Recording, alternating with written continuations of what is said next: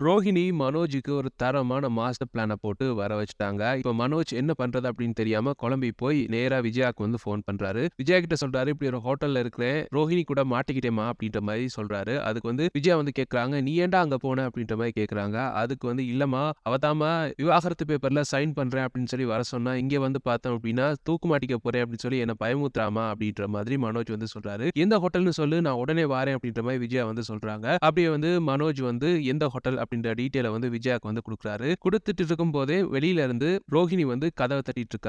கதவ தட்ட மனோஜ் "இரு வாரேன்" அப்படின்னு சொல்லிட்டு மனோஜ் வெளிய வராரு. "சொல்லு மனோஜ், யார் கூட ஃபோன் பேசுன?" அப்படின்ற மாதிரி ரோஹிணி வந்து கேட்கறாங்க. "ஃபோனா? நான் யார் கூடயும் பேசலையே" அப்படின்ற மாதிரி மனோஜ் வந்து ஃபோன்ல இருந்து அந்த கால் ஹிஸ்டரிய வந்து அழிக்க பார்க்குறாரு. அதுக்கிடையிலேயே வந்து ரோஹிணி வந்து ஃபோன புடுங்கி பார்த்துடுறாங்க. விஜயா கூட பேசினது தெரிஞ்சிருச்சு. அவங்க சொல்றாங்க, "ஏன் ஆன்ட்டிக்கு ஃபோன் பண்ண? என்ன சொன்ன?" அப்படின்ற மாரி கேட்கறாங்க. "அதெல்லாம் எதுக்கு உனக்கு? இரு, உனக்கு இருக்கு. கொஞ்ச நேரம் வெயிட் பண்ணு. உனக்கு ஆப்பு இருக்கு" அப்படின்ற மாதிரி மனோஜ் வந்து சொல்லிட்டு இருக்காரு. "அதெல்லாம் கிடையாது. நான் இப்பவே தூக்கு மாட்டிக்க போறேன்" அப்படின்ற மாதிரி உடனே வந்து மனோஜ் கொண்டு வந்த பேப்பர்ல வந்து சைன பண்ணிட்டு அப்படியே நேரா வந்து இவங்க வந்து தூக்கு மாட்டிக்க போறாங்க. மனோஜால முடியல. "ஏய் ரோஹிணி, ஒண்ணும் பண்ணாத. இரு, இரு. இறங்கு, இறங்கு" அப்படின்ற மாரி சொல்றாரு. "அதெல்லாம் கிடையாது. நான் இப்ப தூக்கு மாட்டிப்பேன். கண்டிப்பா உன்ன தான் வந்து போலீஸ் பிடிக்கும்" அப்படின்ற மாதிரி ரோஹிணி வந்து சொல்லிட்டு இருக்காங்க.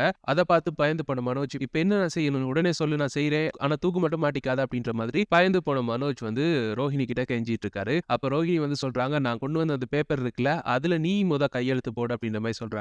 "இல்ல, இல்ல, நான் போட மாட்டேன்" அப்படின்ற மாரி மனோஜ் வந்து சொல்றாரு. "நீ போட மாட்ட அப்படின்னா நான் தூக்கு மாட்டிப்பேன்" அப்படின்ற மாரி மிரட்டுறாங்க. "இல்ல, இல்ல, நான் போடுறேன்" அப்படின்ற மாதிரி அந்த பேப்பர்ல வந்து சைன் பண்றாரு. அந்த பேப்பர்ல என்ன இருக்கும் அப்படின்றது இன்னைக்கு எபிசோட் பார்த்தவங்களுக்கு புரியும் அப்படின்னு நினைக்கிறேன். அதாவது விஜயாவுடைய வலுக்கட்டாயத்தின் பேர்ல தான் மனோஜ் வந்து டிவோர்ஸ் குடுக்குறாரு. இல்ல அப்படின்னா அவருக்கு வந்து ரோஹிணி கூட சேர்ந்து வாழ தான் விருப்பம் அப்படின்ற மாரி தான் அந்த லெட்டர் இருக்கு. அதுல வந்து சைன் பண்றாரு மனோஜ் வேற வழி இல்லாம. அவர் சைன் பண்ணோனே ரோஹிணிக்கு வந்து சந்தோஷம். ரோஹிணி என்ன சொல்றாங்க, "அப்படி வா வலிக்கு" அப்படின்னு சொல்லி மேல அவங்க கட்டியிருந்த அந்த தூக்கு மாற்ற சாரிய வந்து அப்படியே கீழ கழட்டி எடுக்குறாங்க.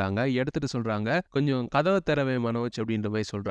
மனோஜ் வந்து போய் வெளியில கதவ திறந்தா, வெளியில வந்து போலீஸ் வந்து நிக்கிறாங்க. போலீஸ கண்டோனே மனோஜுக்கு பயங்கர ஷாக்கு. அப்படியே முழிக்கிறாரு. போலீஸ் வந்து கேட்கறாங்க, "என்னடா திரு திருன்னு முழிக்கிற?" அப்படின்ற மாரி கேட்கறாங்க. "இல்ல சார், இல்ல சார்" அப்படின்ற மாரி மனோஜ் வந்து அப்படியே சொல்லிட்டு பின்னுக்கு ரோஹிணிய திரும்பி பார்க்குறாரு. "என்ன பண்றீங்க 2 பேரும் இங்க?" அப்படின்ற மாதிரி போலீஸ் வந்து கேட்கறாங்க. அப்ப மனோஜுக்கு என்ன பண்றது அப்படின்னு தெரியல. "இல்ல, இவ தான் வர சொன்னா" அப்படின்ற மாதிரி சொல்றாரு. அப்ப போலீஸ் வந்து கேட்கறாங்க, "அவ வர சொன்னா உனக்கு புத்தி எங்க போச்சு?" அப்படின்ற மாரி போலீஸ் வந்து கேட்கறாங்க. அப்ப மனோஜ் வந்து அப்படியே முழிச்சிட்டு இருக்காரு. அப்ப உடனே வந்து ரோஹிணி வந்து சொல்றாங்க, "என்ன சார், என்ன ஆச்சு?" அப்படின்ற மாரி கேட்கறாங்க. ஏன்னா இது வந்து ரோஹிணியோட செட்டப் தான். அப்படியே வந்து ஃபிளாஷ்பேக் ஒண்ணு காட்டுறாங்க. சிந்தாமணி கூட இத பத்தி டிஸ்கஸ் பண்ணி, பிளான் பண்ணி தான் இந்த வேலைய பார்த்திருக்காங்க. சிந்தாமணி கிட்ட காச வாங்கிட்டு தான் இந்த போலீஸே இங்க வந்திருக்காங்க. அப்ப வந்து பார்த்தோம்னா, போலீஸ் வந்து முழுக்க முழுக்க மனோஜ் மேல தான் தப்பு இருக்கு அப்படின்ற மாதிரி அங்க வந்து போர்ட்ரே பண்ண பார்க்குறாங்க. ஆனா மனோஜ் வந்து சொல்றாரு, "இல்ல, இவங்க தான் வர சொன்னாங்க" அப்படின்ற மாரி சொன்னாலும் போலீஸ் வந்து அத கேட்கிற மாரி தெரியல. அப்படியே ரோஹிணி வந்து சொல்றாங்க, "என்ன சார், என்ன ஆச்சு? ஏன் எங்கள வந்து அக்யூஸ்ட் மாதிரி பார்க்குறீங்க?" அப்படின்ற மாரி கேட்கறாங்க. "ஆமா, லாட்ஜ்ல வந்து ஒரு பையனும் பொண்ணும் ரூம் போட்டா சும்மாவா பார்த்துட்டு இருப்போம்" அப்படின்ற மாரி போலீஸ் வந்து கேட்கறாங்க. "ஐயோ சார், நாங்க 2 பேருமே ஹஸ்பண்ட் அண்ட் வைஃப்" அப்படின்ற மாதிரி ரோஹிணி வந்து சொல்றாங்க. "இத நம்புற மாதிரி இல்லையே, எப்படி நம்புறது?" அப்படின்ற மாரி போலீஸ் வந்து கேட்கறாங்க.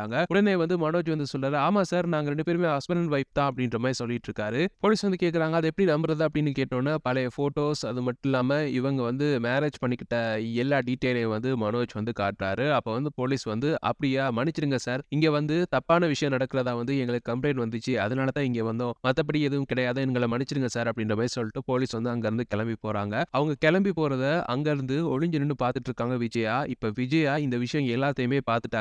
அதாவது மனோஜ் வந்து தன்னோட வாயால ரோஹிணி வந்து தன்னோட மனைவி தான் அப்படின்னு சொல்லி போலீஸ் கிட்ட வந்து ஒத்துக்கிட்டத வந்து பார்த்துட்டாங்க. அப்படியே நேரா வராங்க. "டேய் மனோஜ், போலீஸ் கிட்ட என்ன சொன்ன? இங்க என்ன பண்ற?" அப்படின்ற மாரி கேட்டு வர்றாங்க. "அம்மா, எனக்கு வேற வழி தெரியலம்மா" அப்படின்ற மாரி மனோஜ் வந்து அப்படியே அழுறாரு. அப்ப உடனே வந்து ரோஹிணிய பார்த்து கேட்கறாங்க, "என் பையன ஏமாத்த பார்க்கிறல்ல நீ? ஏற்கனவே எங்க குடும்பத்தையே ஏமாத்திட்ட, என் பையனையும் ஏமாத்திட்ட.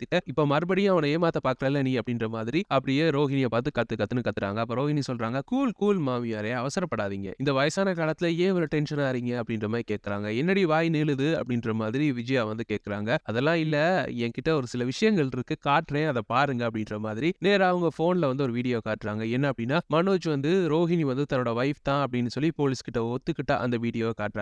இப்ப இந்த வீடியோ இருக்கா? இப்ப இன்னொரு விஷயம் இருக்கு. அத காட்டுறேன் பாருங்க அப்படின்னு சொல்லி மனோஜ் வந்து அம்மாவோட கட்டாயத்தால தான் டிவோர்ஸ் குடுக்குறேன் அப்படின்னு சொல்லி எழுதி குடுத்த அந்த பத்திரம், அதையும் காட்டுறாங்க அவங்க. இப்ப பார்த்தீங்களா, உங்க பையன் இதுலயும் சைன் பண்ணியிருக்கான். இப்ப நான் என்ன பண்ணுவேன் அப்படின்னா, உங்க பையனுக்கு என் கூட வாழ விருப்பம். ஆனா உங்களுக்கு பயந்து தான் அவன் டைவர்ஸ்க்கு அப்ளை பண்ணியிருக்கான் அப்படின்னு சொல்லி நான் போலீஸ்ட்ட சொல்லுவேன். இப்ப போலீஸ் என்ன பண்ணுவாங்க? எனக்கு சப்போர்ட் பண்ணுவாங்களா? உங்களுக்கு சப்போர்ட் பண்ணுவாங்களா? அப்படின்ற மாதிரி ரோஹிணி வந்து கேட்கறாங்க. இத கேட்டோனே விஜயாக்கும் மனோஜுக்கும் பயங்கர ஷாக்கு. மனோஜ் வந்து, "அம்மா, இவ பைத்தியக்காரிம்மா, இப்படித்தான் ஏதாவது பேசிட்டு இருப்பா. இவ பேச்செல்லாம் கேட்காதீங்க" அப்படின்னோன விஜயா வந்து சொல்றாங்க, கொஞ்சம் வாயை மூடு, உனக்கு ஒண்ணும் புரியாது, கொஞ்சம் வெயிட் பண்ணு அப்படின்னு சொல்லிட்டு விஜயா வந்து கேட்கறாங்க. என்னடி மிரட்டுறியா அப்படின்ற மாதிரி கேட்கறாங்க. மிரட்டலாம் இல்ல, சொன்னேன் நீங்க வந்து இனிமே பார்த்து நடந்துக்கங்க அப்படின்னு ரோஹிணி வந்து சொல்றாங்க. அதெல்லாம் முடியாது, குடு அந்த பேப்பர் அப்படின்னு சொல்லி அந்த பேப்பரை வந்து புடுங்க பாக்குறாங்க. அப்ப உடனே வந்து ரோஹிணி வந்து சொல்றாங்க, இப்ப போனாங்கல்ல போலீஸ்காரங்க, அவங்க அங்கதான் நிக்கிறாங்க, கூப்பிடவா அப்படின்ற மாதிரி ரோஹிணி வந்து கேட்கறாங்க. அப்ப உடனே வந்து விஜயா வந்து அந்த பேப்பரை புடுங்க போன அவங்க வந்து அப்படியே கையை எடுத்துறாங்க அங்க இருந்து. மனோஜ் கிளம்பு இங்க இருந்து முத அப்படின்ற மாதிரி சொல்றாங்க. சரி சரி கிளம்புங்க கிளம்புங்க, 2 பேரும் கிளம்புங்க, வந்த வேலை முடிஞ்சிருச்சு தானே, கிளம்புங்க அப்படின்ற மாதிரி ரோஹிணி வந்து சொல்றாங்க.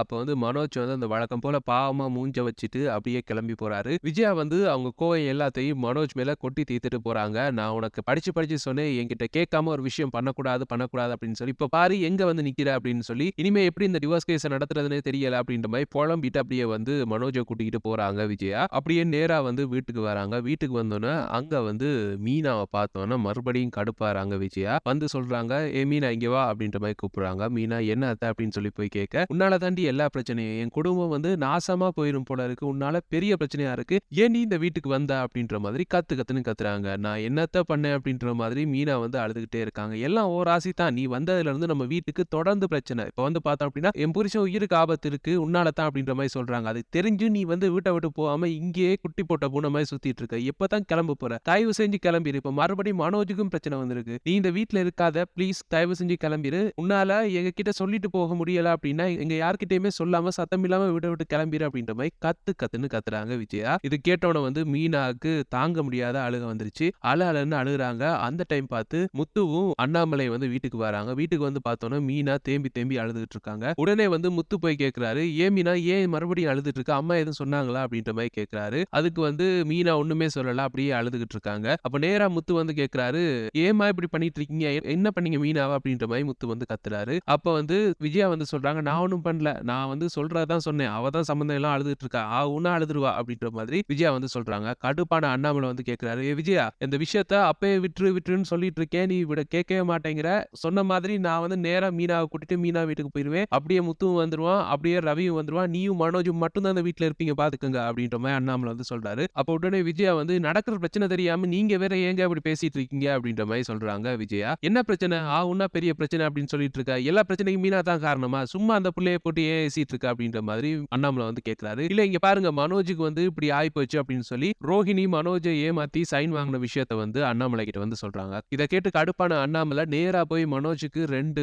அப்புறாரு. அப்பிட்டு சொல்றாரு, நீ பண்ண தப்புக்கு உங்க அம்மா மீனாவை போட்டு திட்டிட்டு இருக்கு, நீயும் பாத்துட்டு இருக்கியா, ஏன் உனக்கு எங்க போச்சு புத்தி, படிச்சவன் தானே நீ, படிச்சவன் மாதிரி நடந்துக்கிறியா, என்னைக்காவது படிச்சவன் மாதிரி நடந்திருக்கியா நீ அப்படின்ற மாதிரி மனோஜை ஏசுன்னு ஏசுறாரு. உண்மையும்படி இந்த அடி நீ வாங்கியிருக்கணும், ஆனா அவன் பண்ண தற்குறித்தனத்துக்கு அவனை வந்து இப்ப பொழந்துட்டேன், அடுத்த வாட்டி நீ மறுபடியும் இந்த மூட நம்பிக்கை அது பண்ணணும் இது பண்ணணும், மீனா வீட்டை விட்டு வெளியே அனுப்பணும், சாமியாரை கூட்டு வரேன் அப்படின்னு வந்த இதே அடி உனக்கும் விழும் அப்படின்ற மாதிரி அண்ணாமலை வந்து டென்ஷன் ஆறாரு. அப்படியே பக்கத்துல இருந்த முத்து வந்து அண்ணாமலை இதை சொன்னோன்னே கை தட்டுறாரு, சூப்பர்ப்பா சூப்பர்ப்பா, இதைத்தான் எதிர்பார்த்தேன் அப்படின்ற மாதிரி சொல்றாரு. அந்த பக்கம் வந்து பார்த்தோம் அப்படின்னா அப்படியே விஜயா முத்துவை வந்து முறைச்சு பாக்குறாங்க. உடனே வந்து அண்ணாமலை வந்து கேட்கிறாரு, என்ன முறைச்சு பாக்குற அப்படின்ற மாதிரி கேட்கிறாரு. அதுக்கு வந்து முத்து சொல்றாரு, தெரியும் தானேப்பா, நம்ம ஏதாவது நியாயமா பேசிட்டோம் அப்படின்னா நம்ம அம்மா அப்படித்தான் முறைப்பாங்க, அது இல்லடா இதெல்லாம் மூட நம்பிக்கை அப்படின்னு சொல்லி உனக்கு புரியுது, இங்க ஏதோ படிச்சேன் இத்தனை டிகிரி வாங்கினேன் அப்படின்னு சொல்லிட்டு திரியறான், இவன் வந்து அதை நம்பிட்டு திரியறான், அது மட்டும் இல்லாம இப்ப பாரு டைவர்ஸ் கேஸ் போயிட்டு இருக்கு, அது தெரிஞ்சும் அந்த பொண்ணை பாக்குறதுக்கு தனியா ஹோட்டல் ரூமுக்கு போயிருக்கான், இவன மாதிரி ஒரு நம்பர் 1 தற்குறி எங்கேயாவது பாத்திருக்கியா நீ அப்படின்ற மாதிரி அண்ணாமலை வந்து கடுப்புல வந்து திட்டுறாரு. மனோஜுக்கு என்ன பேசுறது அப்படின்னு தெரியல, அப்படியே வந்து தலை குனிஞ்சு நிக்கிறாரு. அந்த டைம் பார்த்து ரவி வந்து உள்ள வராரு. ரவி வந்து கேட்கிறாரு, என்னாச்சு ஒரே சத்தமா இருக்கு அப்படின்ற மாதிரி கேட்கிறாரு. அப்ப வந்து முத்து சொல்றாரு, இல்லடா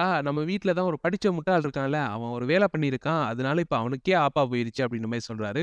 என்னாச்சு அப்படின்ற மாதிரி ரவி கேட்க, ரவிக்கு வந்து நடந்த விஷயத்த வந்து முத்துவும் அண்ணாமலையும் வந்து சொல்றாங்க. ரவி நேரா மனோஜ் கிட்ட வந்து சொல்றாரு, ஏன்டா இந்த வேலை உனக்கு, கொஞ்சமாச்சு படிச்ச மாதிரி நடந்துக்க வேண்டாம், என்னைக்கு தான் நீ படிச்ச மாதிரி நடந்துக்க போற அப்படின்ற மாதிரி மனோஜுக்கு வந்து அட்வைஸ் மலையா பொழிஞ்சிட்டு இருக்காரு. விஜயாவால வந்து இத வந்து பார்த்துட்டு இருக்க முடியல, ஏன்னா அவங்க செல்ல பையனை வந்து எல்லாருமே திட்டிட்டு இருக்காங்க, ஆனா வாயை திறந்தோம் அப்படின்னா நம்ம பக்கம் திரும்பிடுவாங்க, அதனால கொஞ்ச நேரம் அமைதியா இருப்போம் அப்படின்ற மாதிரி அப்படியே பேசாம இருக்காங்க. அப்படியே வந்து பார்த்தோம் அப்படின்னா மீனாவை காட்டுறாங்க. மீனா வந்து தொடர்ந்து அழுதுகிட்டே தான் இருக்காங்க. உடனே வந்து அண்ணாமலை போய் மீனா வந்து சமாதானப்படுத்துறாங்க. ஆனா மீனா வந்து இல்ல நான் வீட்டுக்கு போக போறேன் அப்படின்ற மாதிரி சொல்றாங்க. அப்ப உடனே வந்து அண்ணாமலை வந்து சொல்றாரு, நீ மட்டும் இப்ப வீட்டுக்கு கிளம்ப போறேன் அப்படின்னு சொல்லி வீட்டுக்கு போனா அப்படின்னா நான் நேரா வந்துருவேன் உங்க வீட்டுக்கு, அப்படி இல்ல அப்படின்னா யாருக்குமே தெரியாம எங்கேயாவது போயிருவேன், போன வாட்டி போயிட்டு வந்தேன்ல அது மாதிரி போயிருவேன் தெரிஞ்சுக்க அப்படின்ற மாதிரி சொல்லிட்டு அண்ணாமலை அங்க இருந்து கிளம்பி போறாரு. அப்படியே இந்த எபிசோட வந்து முடிக்கிறாங்க. இதுதான் நாளைக்கு எபிசோட்ல நடக்கும் அப்படின்னு சொல்லி நாங்க ப்ரெடிக்ட் பண்ணிருக்கோம். எங்களுடைய ப்ரெடிக்ஷன்ஸ் எப்படி இருக்கு உங்களுடைய கருத்துக்களை கீழே கமெண்ட்ஸ் வாயிலாக தெரிவிச்சுக்கோங்க. மேலும் ப்ரெடிக்ஷன்ஸை பெற்றுக்கொள்ள எங்க சேனலை மறக்காம சப்ஸ்கிரைப் பண்ணி இணைந்திருங்க. தேங்க்யூ.